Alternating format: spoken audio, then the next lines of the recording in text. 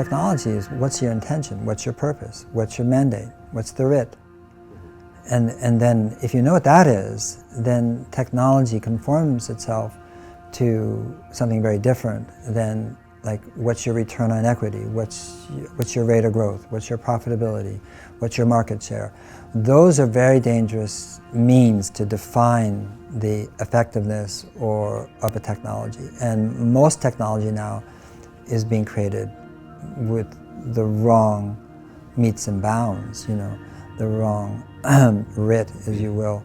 The problem is that so much of what we can do or could do is sort of set aside in favor of the funding, because money is sovereign and money wants to make money. Money has a life of its own. Money is sacred now. I mean, it's profane, but it's treated as a sacred thing where everybody has fiduciary responsibility, and every board, foundation, for-profit, non-profit, doesn't make any difference. And their fiduciary responsibility is to make sure that money makes money. And so money's out there making money, and the way it does it is to speed up things, to accelerate, to extract, to move, to ship, to lowest cost, etc., externalities. But the fact is that we have within all the means that we have created in engineering and chemistry and manufacturing, we have within that the ability to actually create technologies that are just quite crazy wonderful. And one of those technologies is buildings. And buildings are technologies, they're systems, they're not things, as you said.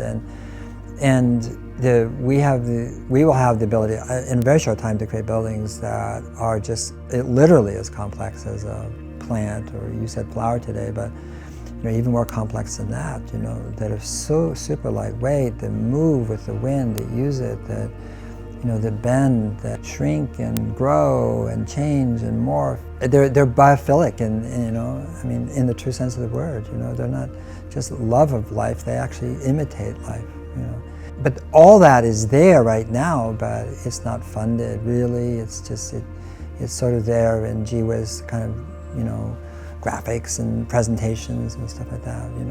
So I think the future of technology is fantastic if we actually have an ethos as the living building challenge expresses itself in the millions of ways that we're seeing all over Earth. What I call humanity's immune response to political corruption and ecological degradation and economic disease.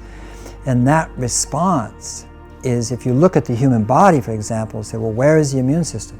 Can't be found. Doesn't exist. Doesn't have a place. Doesn't have an organ. It's everywhere. And the health of the immune system is dictated by its connectedness to itself. Whatever you do, the moment you stop, regeneration begins. The very moment you stop. So regeneration is the default mode of life. And we are life. We are life. Now I'm saying it, but but we're acting as life. And so we start regeneration. People who think that we're losing, we've lost the battle, that we didn't do too well, all that sort of stuff, should step back a little bit and look at it temporally and understand that the inertia and the momentum of the thermo-catabolic industrial system is immense, massive, huge. And so the regenerative impulse is not massive, it's not huge, it is the opposite mechanism. And life creates the conditions that are conducive to life, sort of one cell at a time. The dream of every cell is to become two cells. That is regeneration. If we don't dream about a livable future, then we, in a sense, are consigning our children to a really bad future. And it's a gift to the future to dream of what is possible.